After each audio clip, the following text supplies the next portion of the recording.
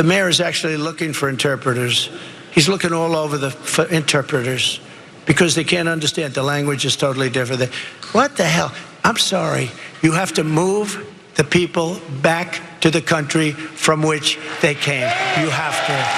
You have to. So that is Donald Trump continuing to spread misinformation and xenophobia about the migrants in Springfield, Ohio. He has to some extent backed off of they're eating the dogs.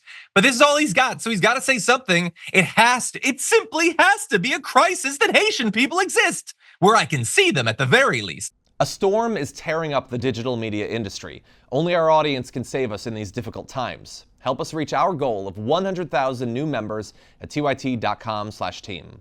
And so there are migrants at Springfield, as has been now made clear 1.5 bajillion times. They're needed there. They do jobs. They were migrants, not just Haitian, but other migrants were asked like, hey, we have a lot of unfilled positions. It would be great if you could come here and help us continue our economy. People want them to be there, and they're very much not eating people's cats. That said, there has to be some problem. And so they need translators. I mean, what the hell? I don't know the language, so you gotta send them back. Again, they're not there illegally. These are legal migrants, okay? Doing a job that other people didn't want to do. It's like Melania in that way. She shouldn't necessarily be sent back. She's doing an important role of taking up some of Donald Trump's time. And so, by the way, the idea that like they need translators because nobody's heard these languages. It's Haitian Creole, a bit of French and some English. That's all it is. I mean, lots of people speak these languages. These are not previously undiscovered things that are being now only seen in scrolls taken from the bottom of a jungle tomb. People speak it, okay? Not everybody speaks English. Donald Trump barely speaks English at this point. He needs a translator. That's mainly what my job is, by the way. Should he go back to where he's from? And anyway, as we're gonna get into, Sharon, he is now actually facing charges for the misinformation he and JD Vance are spreading about Springfield. And we'll get to that. But what do you think about the translator stuff? More charges. Listen, he is trying to paint a picture of uncivilized people peeking behind bushes, watching the Mayflower come ashore, is what he's really trying to do. We don't understand. They had pale faces, and these are American who have status right now. They are doing a job, and nobody was worried about you, Donald Trump. They were minding their own business. The mayor, the governor said, hey, we've got to work out some housing issues, all just relevant things that we have to deal with. We have housing issues here where I am in Atlanta, and not because Haitians have come in and are stealing our pets and eating them. That's not why. It's just what's going on throughout the country right now. Perhaps it's a little bit more because of the influx here, but they're an asset.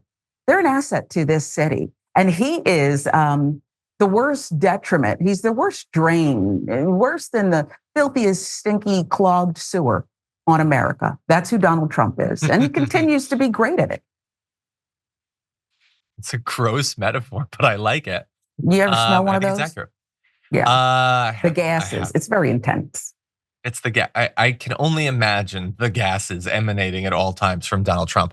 Remember the claims made during his trial. But as I said, there are charges now. So the leader of a Haitian nonprofit community group filed criminal charges Tuesday against both Trump and JD Vance over the false claims they've been making, specifically about Haitian migrants eating the pets. And so this is Guerline Jozef, co-founder, executive director of the Haitian Bridge Alliance. It said over the last 2 weeks, both Trump and Vance led an effort to vilify and threaten the Haitian community in Springfield. Together, they spread and amplified the debunked claim that Haitian immigrants in Springfield are eating cats, dogs, and wildlife. And the charges include disrupting public services, making false alarms, complicity, telecommunications harassment, and aggravated menacing. And so, look, if in theory there is probable cause found, which I'm going to go out on a limb and say will not be because they are running for office and they are protected from the consequences of anything they do, then there could be warrants for their arrest, which again, I don't think are going to happen. But I think it's important as a conversation starter, like, and I talked about this yesterday on the show. They just choose communities now or hospitals or schools, and then they tell millions of their followers, that is the font of all that is evil. Go and make their life a living hell. And that's why they've had 33 bomb threats, and schools and city buildings have had to be shut down. The mayor has gotten death threats Because when you tell your entire insane cult, take all of your own hatreds and fear and frustrations and just put it onto these people based on the lies we tell you, that is dangerous, okay? And they know they're telling lies. They've been debunked. They tell them anyway. JD Vance even admitted on TV that he knew that the stories were fake, but they continue to do it because they think it's in their political benefit.